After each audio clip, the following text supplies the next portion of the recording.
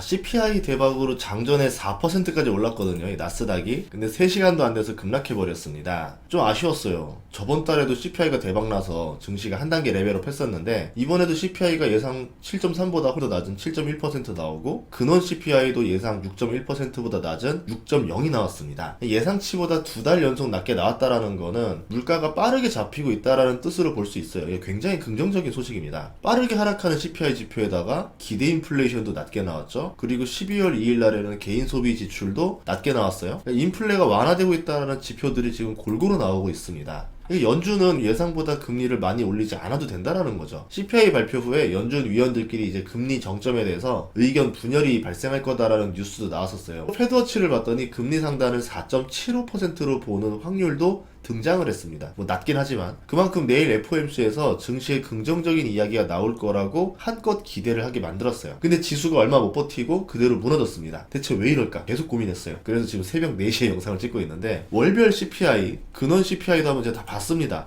이렇게 좋은 각도가 없어요. 물가 상승세가 엄청 빠르게 둔화되고 있습니다. 근원 CPI도 0.6에서 0.2 다이렉트로 내려가 버렸죠. 그리고 CPI 같은 경우는 월별로 보면은 이제 완전 바닥권으로 내려왔습니다.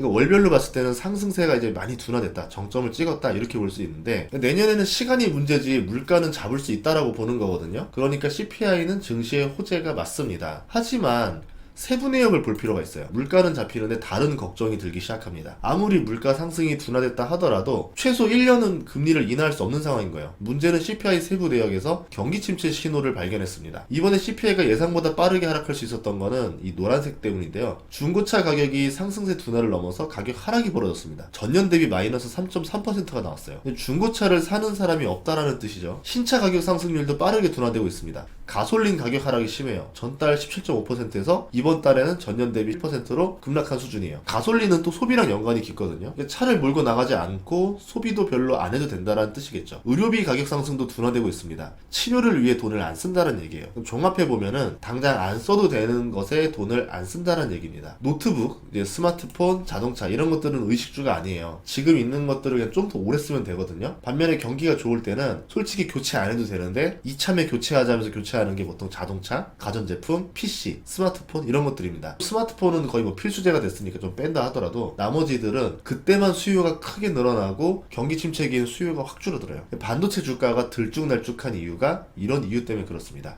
반면에 빨간색을 보면은 주택가격은 오히려 저번 달 6.9% 대비 7.1%로 올랐어요. 아직도 하락하지 않는 모습을 보여주는데, 다른 주택 관련 지표들 뉴스를 보면은 얼마 안 있어서 하락할 거라고 저는 보고 있거든요. 근데 미국 같은 경우는 서부 해안에서 텍사스로 이동하는 인구도 많고, 그러니까 어디는 주택이 좀 호황이고 어디는 불황이고 아주 혼조세기 때문에 시간이 지나야 정리가 될 것 같습니다. 나쁜 거는 식료품이에요. 안 떨어집니다. 물가 상승세가 멈추질 않는 데가 여기인데요. 먹는 거는 줄일 수가 없고 가격이 오르면 오르는 대로 내고 사 먹어야 되는데, 물가 상승세도 굉장히 빠릅니다. 소득에서 식비가 차지하는 비중이 점점 커진다는 거죠. 이자도 늘어나고 있고 렌트료도 늘어나고 있어요. 그러면은 다른 소비를 할 여력이 없어진다. 가전이라던가 자동차라던가 이런 경기 민감주들은 바로 소비가 확 침체되는 거죠. 그러면 기업들이 어려워지겠죠. 결국은 경기 침체가 이제 미국을 노크하기 시작했다라고 볼 수 있죠. 경기 침체 그까짓 거 그냥 돈 풀면 되는 거 아니냐 이렇게 볼 수도 있겠지만, 그동안 경기 침체가 오면은 금리 인하하고 경기 부양해서 위기를 모면하면 됐습니다. 그렇게 어려운 문제는 아니었었어요. 근데 이번에는 돈을 못 풀어요. 금리 인하도 안 돼요. 물가 상승세가 거센 상태이기 때문에 최소 1년 정도는 그냥 구원군 없이 이 경기 침체 문제를 해결해야 됩니다. 해결 못하면 그냥 그대로 맞아야 되고, 경기 침체가 더 빠르게 심각해지고 실업률이 늘어나고 뭐 기업이 파산하고 그러면은 조기 금리 인하를 할 수도 있겠지만은 증시는 그걸 좋아하지 않는 거죠. 이렇게 돼도 증시 나쁘고 저렇게 돼도 나쁠 수도 있다라는 거예요. 그래서 내년에는 아마도 연준의 땡땡 딜레마 이런 게 등장할 것 같아요. 물가와 경기 침체 사이에서 연준이 최저값을 구하면 내년에 피해를 최소화할 수 있을 것이다. 여기에 포커스가 몰릴 가능성이 있어요. 그리고 대부분 사람들은 연준이 이 문제를 해결할 수 있을 거라고 믿을 겁니다. 아니, 경기 침체 정도에 해결할 수 있겠지? 근데 저는 그렇지 않다고 봐요. 주식시장이 대세 상승기로 가려면은 저물가 저유가가 반드시 필요하죠. 물가는 오르지 않는데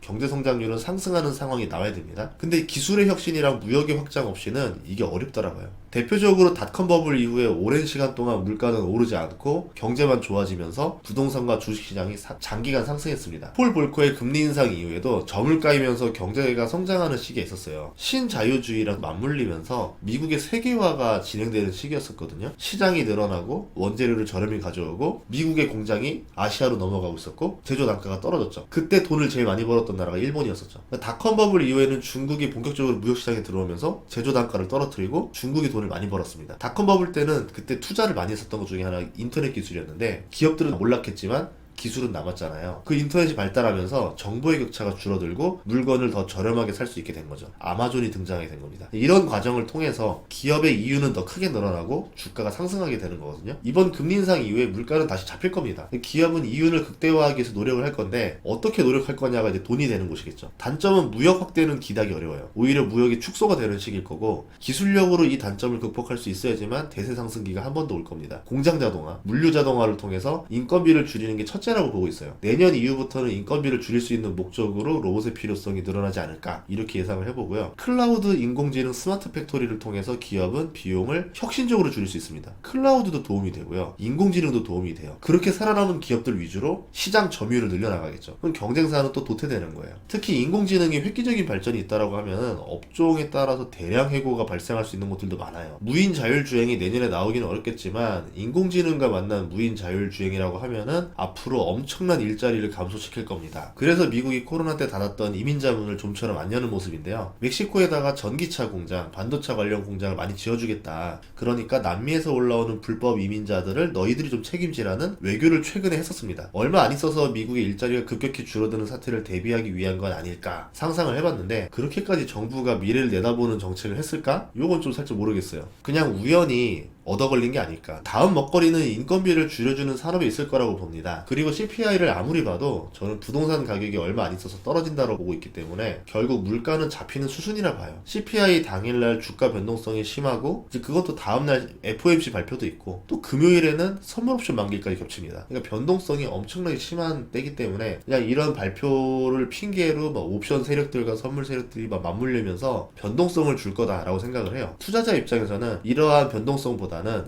지표를 보면서 앞으로 넥스트는 어떻게 될 거야를 생각하고 투자하는 게 더 낫다라고 봅니다. 중요한 거는 꺾이지 않는 마음이에요. 다음 시간에도 좋은 정보를 찾아뵙겠습니다. 구독과 좋아요, 알림 설정 부탁드릴게요. 고맙습니다.